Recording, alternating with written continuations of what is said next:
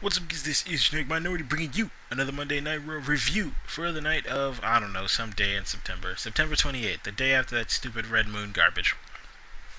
Uh, I know I'm not gonna be one of those bitter hipsters who's like, oh, it was so dumb. Like, it was just, the people posting about it was dumb. It was a cool thing, but I don't really care about people posting about the moon.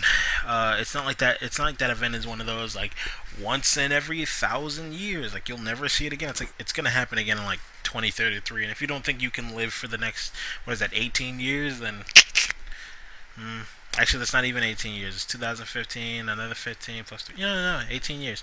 Yeah, if you don't think you're gonna live for another 18 years, unless you're like 90, 80, 90, 70, 80, 90 years old, then you should be fine to see it again. But Raw opens up with. This is the part I'm always worried I'm gonna rant and ramble about, but I'm gonna attempt to not.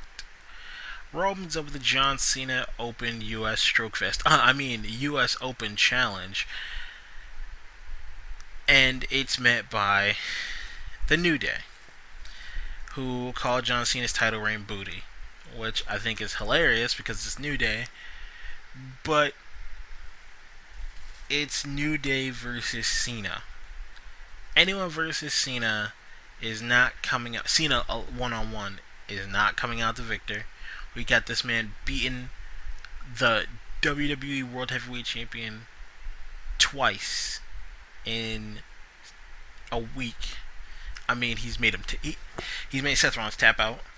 He beat him at Night of Champions, and then he beat him on the Monday after Night of Champions. Why is Cena not just champion? Seriously, somebody explain to me why. Why Cena is not just champion? Why not just make him champion? Oh, because everyone would hate that. But everyone also hates him just constantly winning. WWE is just so dense. They think we're dumb.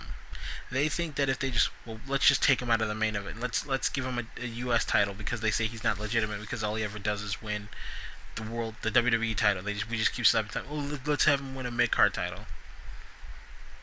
because he'll legitimize the mid card by constantly coming out every single week and beating a young talent.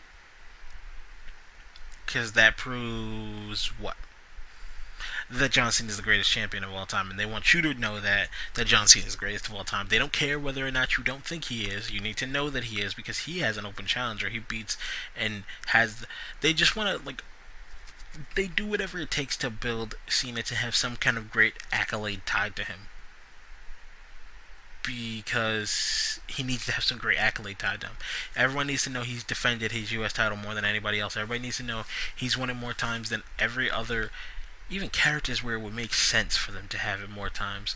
But he's one had the title more times than anybody else in WWE history, and is one behind Ric Flair. So I don't know. They'll probably just give him that one instead of giving him the world title one, because that'll make fans less bitter. But it'll still be just as stupid.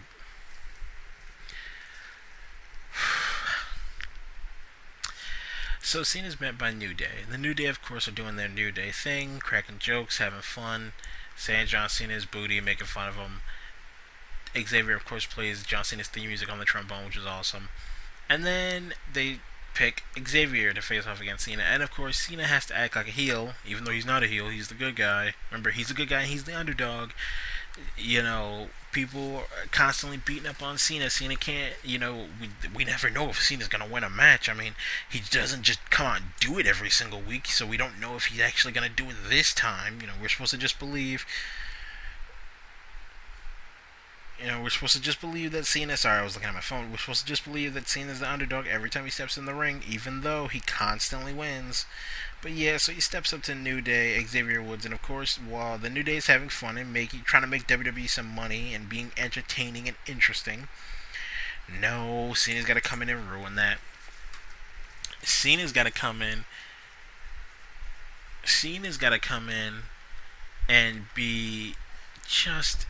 He's got to get into Xavier's face because Cena can't ever take anyone serious. We're supposed to believe he's an underdog, but he never takes any opponent he has serious.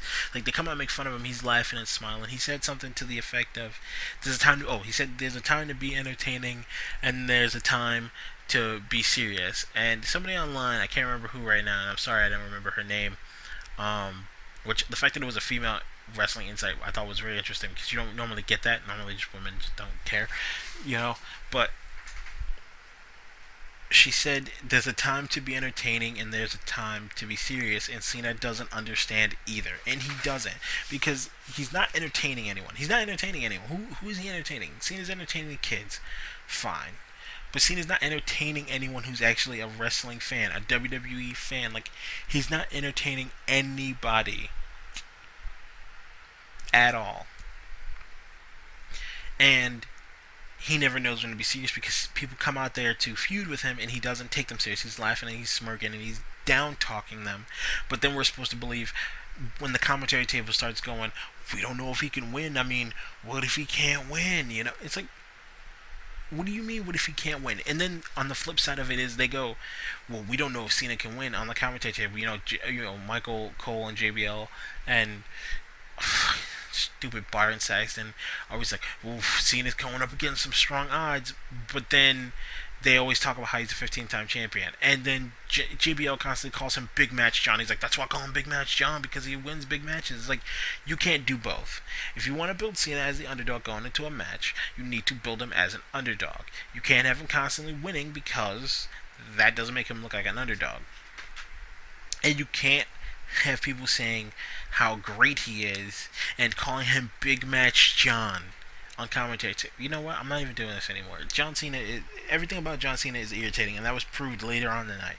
But so they put Xavier Woods up against John Cena, and they have a little bit of a wrestling match. But of course, eventually Cena slaps on the STF.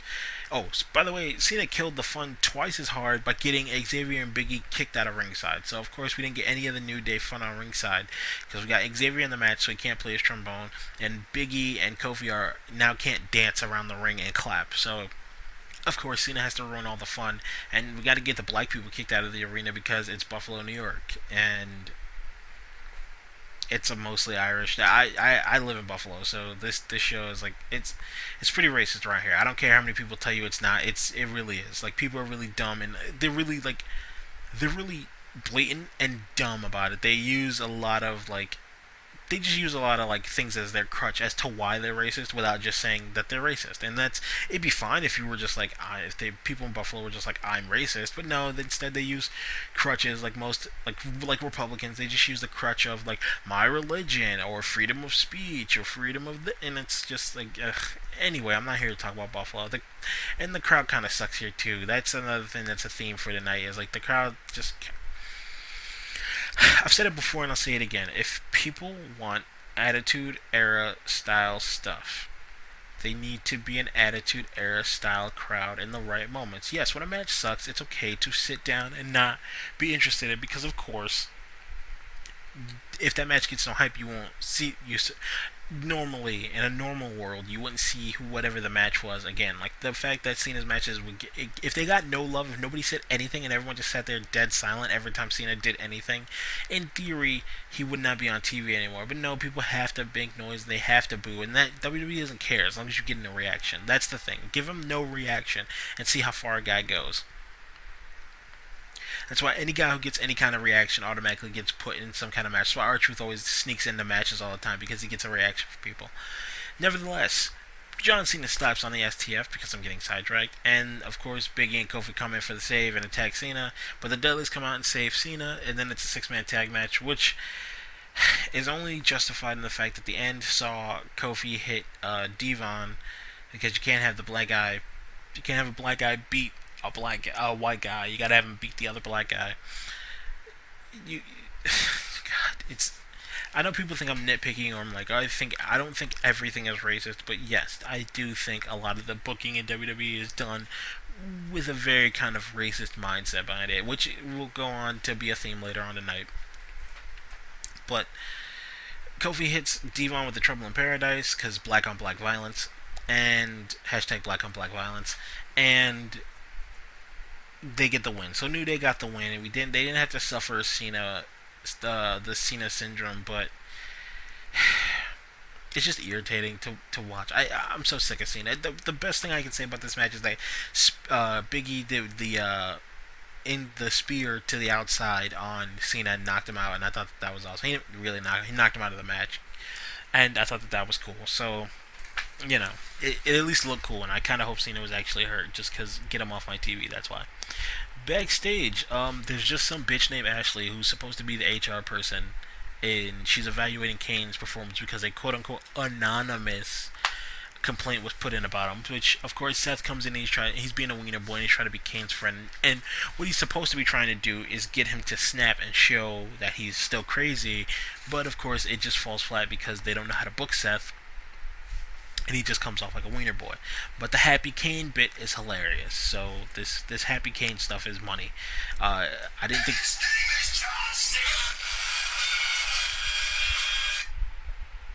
think they were gonna be able to book Kane to be not necessarily credible, but you know, interesting enough for me to watch babyface for a match against Seth Rollins. I thought it was going to fall flat, but this stuff is kind of funny. So we'll see. Once again, I need to see where it goes. I'm actually not invested, but I'm actually interested in what's going forward. I know Seth is going to win whatever match they have, but it's kind of just fun to see Happy Kane messing with Seth and Steph and Triple H. But next, we get Big Show and Mark Henry because Big Show needs a win to make it look like Brock isn't going to immediately kill him in 2 seconds at Madison Square Garden. That's it. They also showed like a bunch of clip packages of Brock and Big Show, how they faced off over the years. But I mean, Brock Lesnar is still a crazy, out of control athlete, and I mean, when I say out of control, I mean athletically. He's out of control. Like, he's still super athletic.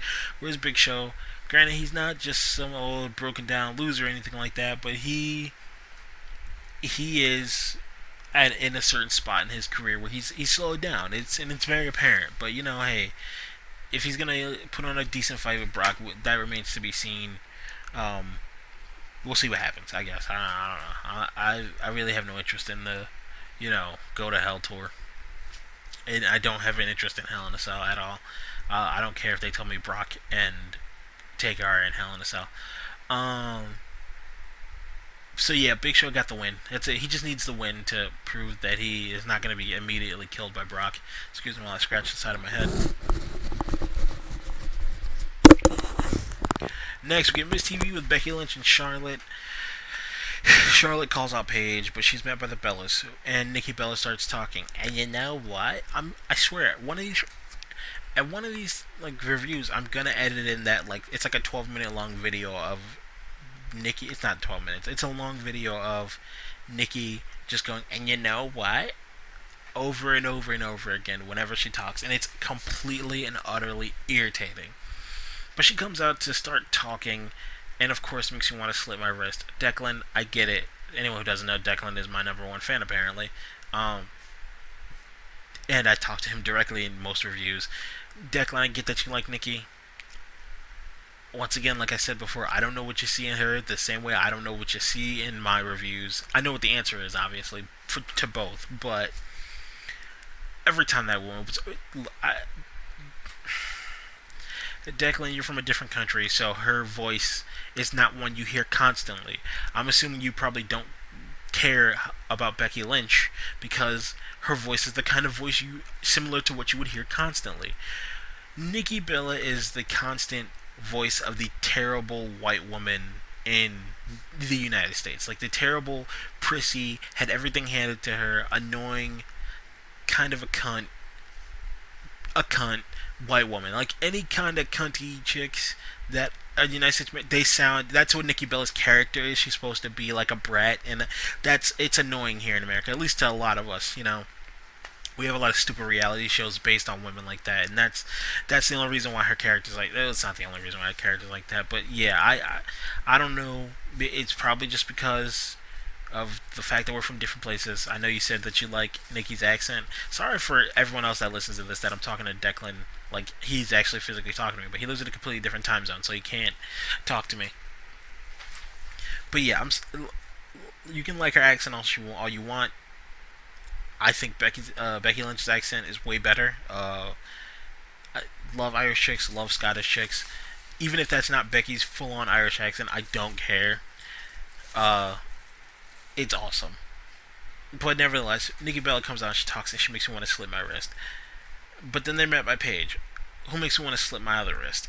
And I only have two, and I already slit them when Nikki Bella started talking. But Paige comes out, and they have a little banter, a little back and forth, and Nikki says something. I forget what she says, but she's like, "You're only in this position because of something," and Paige replies, "You're only here where you are because you're dating Cena and Daniel Bryan." That's it. That's what she says. She brings it up again, but I hate the fact that they don't ever say Cena and Daniel Bryan directly. Like, the fans don't know who they are. It's like back in the day when they used to act like Stephanie and Triple H weren't married. It's like, we know, so stop it.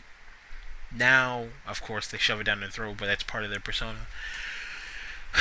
And obviously, you can't have Nikki Bella's relationship with John Cena be an on-air thing because she's a heel, quote-unquote, and he's a face, quote-unquote. I use the term face loosely because John Cena's a heel. But because he's supposed to be kid-friendly, you can't have people like the Bellas who say stuff like, "I wish you died in the womb," and constantly hurl insults at other women are a bunch of catty cunts being on Team Cena. So, whatever. Anyway, they brawl, and that eventually leads to a second six-woman tag, a second six-man tag match. And the Bellas win because anything attached to Cena and his penis automatically gets to win. But more importantly, Paige got bumped off the side of the ring by Charlotte after Nikki kicked her, and apparently that's like the tipping point that made her mad. It's whatever. That made her mad enough to walk away, to which apparently Natty Neidhart was just waiting by the friggin' walkway. Like, she immediately comes out as Paige is leaving. Like, Paige is not even halfway up the ramp, and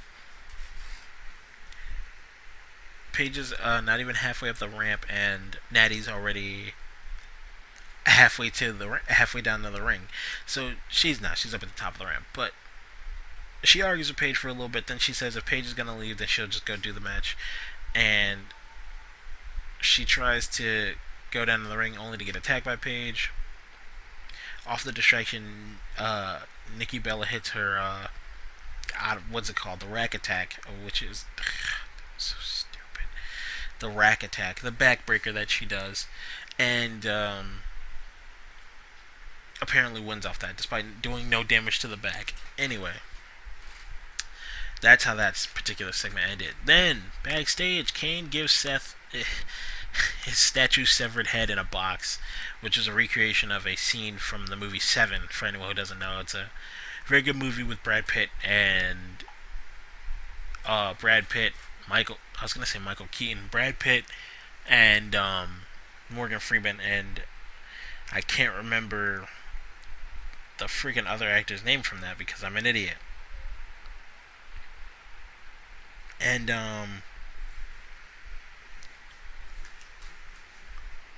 but yeah, he's doing the what's in the box bit, and they still got this blonde chick, Ashley, which, by the way, what HR person is named Ashley? I don't know any HR people named Ashley. That's just too nice of a name. They don't introduce her like by a last name or a title. Here is Miss something. No, she's just Ashley, the HR person. You never known the HR person. Like, the HR person sometimes introduces themselves because they want to, get you to like them or something before they eventually, which will be fire you if anyone's ever deal with HR. They're always just looking to fire you because they want to cut their losses because HR sucks. In some cases, not all. Things like sexual harassment, that's different. But like in situations where it's like, you were late a couple times. I'm speaking from personal experience. You were late a couple times. We're just going to fire you to cut our losses just in case you're late again. It's like, oh, yeah, well, whatever. Being late has never impacted how I do my job, and I always do that fine, but whatever. So, this Ashley person is super excited that he gave him the head back. She's super nice, too. HR people are never nice. They try to pretend like they are, but they're not. It was just weird, but of course, it's just Kane, this new super nice Kane being super nice. And it's a funny bit. Next, we got the Wyatts versus Primetime Players. The Wyatts win because, well, we had black people win in the beginning of the night. Can't have two sets of black people win. but more importantly, it's to help get the Wyatts over. But they could have had them face the Los Matadores. I mean, the don't matter doors. I just call them the don't matter doors because they don't matter. You know, like those are the guys you use. You don't use another team that you want to build as credible challengers for your tag titles as cannon fodder for a team you're building that's not going towards the tag titles. But whatever. Maybe that's just me. Maybe I'm crazy. Next we get Stardust versus Neville. This match doesn't really matter what happened in it. The most important thing that happened was that Burger King Bear made his return, and he hit Adrian Neville and Stardust both with the souvenir elbow. I know it's called the Bullhammer for anyone who knows. For anyone who cares, I know it's called the Bullhammer, but I prefer to call it the souvenir elbow, like it was called back when he first came back. Back when he first came and came back and started using the elbow. So he hits them both the souvenir elbow and walks away and says the King is back, which means that Wade Barrett is back on the roster or back on TV to lose matches to R-Truth. So that's cool. I'm glad Burger King Barrett. He didn't even come up with a crown or anything or a cape or anything. He just says the King is back, and it's like, dude, you're a loser. You know it. You at least could get a crown tattoo or something. Something. Even Ken Kennedy has got Mr. Kennedy, or Mr. Anderson now, he's got a crown tattoo and he's never won anything. I mean, he won Money in the Bank technically and the United States Championship, but, that never panned out even though I wanted it to. Because I like Kennedy, or Anderson. And, so yeah, he comes out, he hits people with souvenirs, he's handing out a bunch of souvenirs, and that's the end of that bit. Next, we get Kane's, evaluation, his live evaluation by Ashley. Listen, I get that she's supposed to be the HR lady, but they could just say HR. They could just say Human Resources is here to evaluate. And they could have told him, this is Ashley such and such. They couldn't even come up with a last name for her. Nothing. Ashley Papadopoulos. Ashley Umbaba Giggity Mau. Ashley Baba Ganoush. Nothing.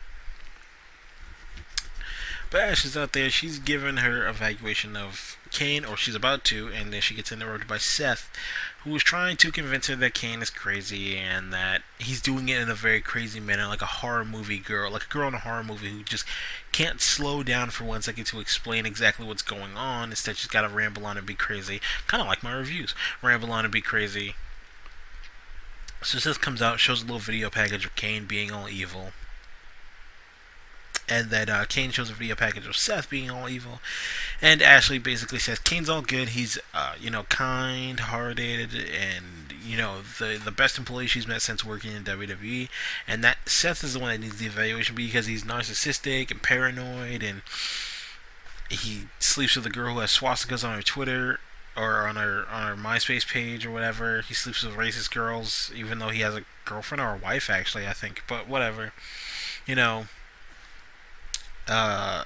And he's addicted to meth or something. She says something to that effect, and Seth responds by beating down Kane and proving that he's crazy. As they're carting Kane away, he's taunting him, and then through the magic of jump cuts, Kane, I won't say jump cuts because it's kind of live, but through the magic of Kane, though, was wearing his outfit underneath his suit. Kane comes back as Demon Kane and eventually chokeslams Seth. He goes to go pile drive him, but Seth gets away. Leaves WWE time in the ring, and Kane poses with it. So, Kane going for the WWE World Heavyweight Championship. Which I guess means next J&J Security are, if we're going with the whole Seth's former comrades are going up against him now. Next, we get Bo Dallas versus Randy Orton. Randy Orton wins. Most important thing that happened is they showed the Buffalo Bills, which was kind of cool, and Michael Cole thought he snuck in a little bit of insult about how, even though he's supposed to be the face commentator, he made a smug remark about how the Buffalo Bills couldn't beat the Patriots, because Bo was saying they need to. The one thing they haven't done is win a championship. My Cole thought he was slick, but I heard it because I'm not deaf. So somebody please smack Michael Cole in the mouth for bad mouthing the Bills. I understand they're not the greatest, but don't ever talk about the Patriots as with anything to do with anything. So please, I'm not telling anyone to go smack Michael Cole in the mouth for saying anything about the Patriots in comparison to any team. But if somebody smacked Michael Cole in the mouth for saying something stupid like that, I'd probably be okay with that. But yes, Randy Orton just gets a quick win because you can't have him be tired for the eventual run-in against Bray Wyatt later tonight because it's not predictable at all. Next, we get Rusev versus... Whoa, my voice just cracked there. Next, we get Rusev versus Kevin Owens.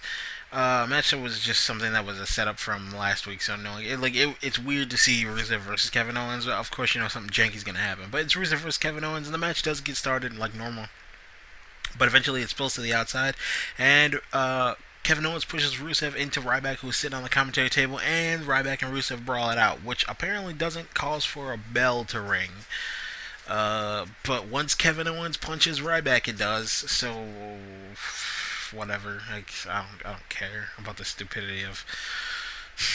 If I talk too much about it, it'll just irritate me.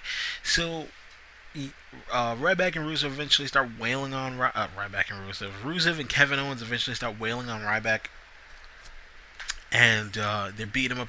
They're about to take him out, but he gets saved by Dolph Ziggler because Dolph Ziggler. I don't know why. I don't care why he gets saved by Dolph Ziggler because Rusev is there, and so that's the end of that. That's how that thing ends. Next, we get. Hopefully, I'm not forgetting anything. I feel like every time I watch Raw, I always feel like I've forgotten something in between what was going on. But a lot of times I haven't. I'm just like, there's nothing interesting going on. Next, we get Paul Heyman, who comes out to hype up the Big Show versus Brock Lesnar match. And what the words I'm thinking of, but it's typical Paul Heyman stuff. At least starts that way, but he gets met by the Big Show, who immediately the crowd just falls completely silent because it's the Big Show, and he basically just says Brock is scared of him. Paul's scared of him, and Paul needs to think about the fact that in the future he may not. There will be no beast for Brock to constantly hype up anymore because he's gonna get beat by Big Show, which we know isn't gonna happen because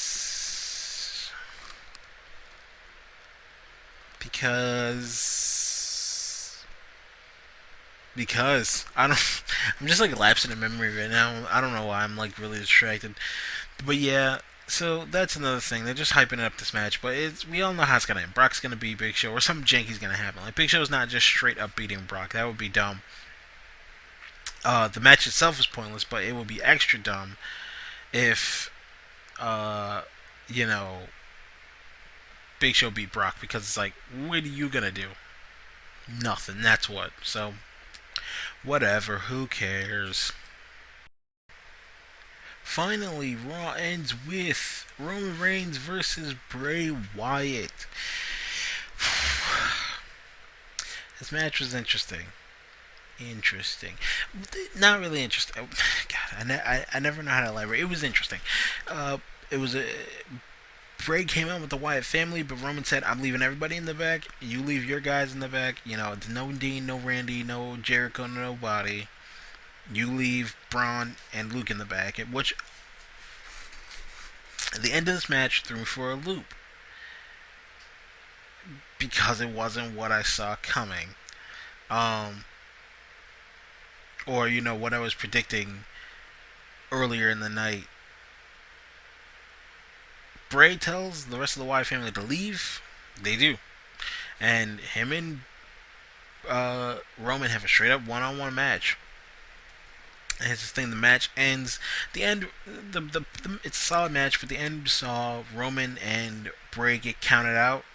But this is one of the double countout wins, not like Dolph versus Rusev, where it was just to extend time and not beef or anything. This had a meaning to it because it wasn't about Roman winning his match against Bray. It was about ending his feud with Bray, whether that be by winning the match or just straight.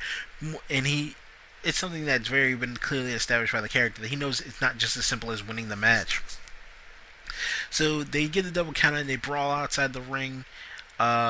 Eventually, they get into the crowd, but the end of the show sees Bray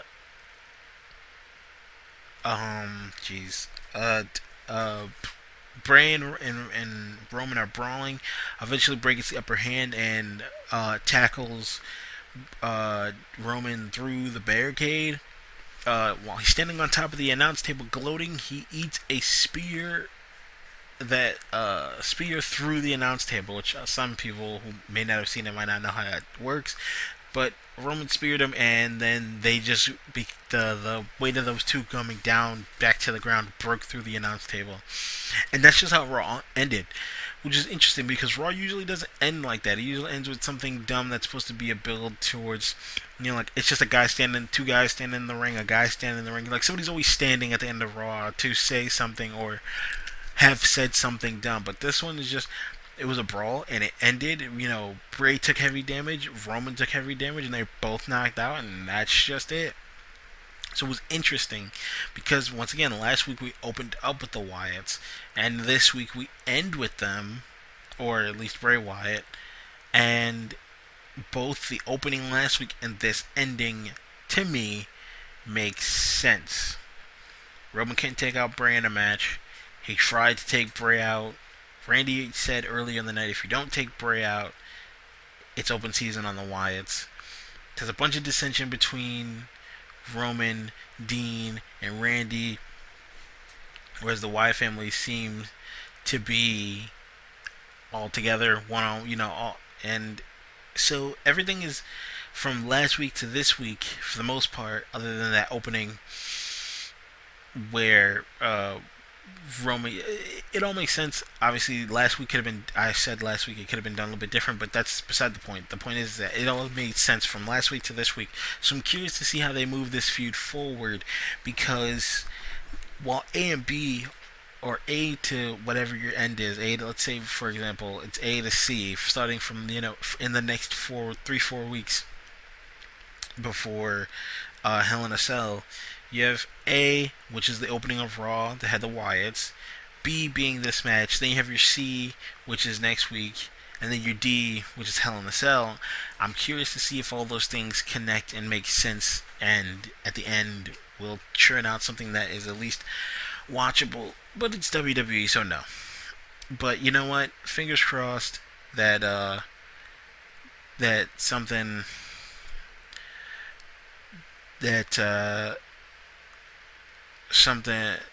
happened with these guys that made sense. So overall Raw was the same blank garbage, but it was an interesting ending with the fun bits of Happy Kane in the middle. Of course, whenever he comes as Demon Kane, I become uninterested again. The Diva stuff I don't care about. Like, when I write down the list of stuff, most of the stuff obviously I don't care about, but the stuff with the Wyatt family and Dean and Bray and Randy Orton was making sense. The stuff with Kane and Seth is at least mildly interesting. And then everything else I don't care about.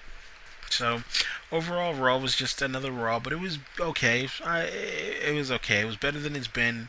It was better than the build. This build-up so far has been the build-up to Hell in a Cell so far has been better than the build-up to Night of Champions. So, you know what? I'm just gonna keep my fingers crossed, and hopefully we just get a bunch of okay Raws as we go forward. Catch me next week when I do the next one. Peace.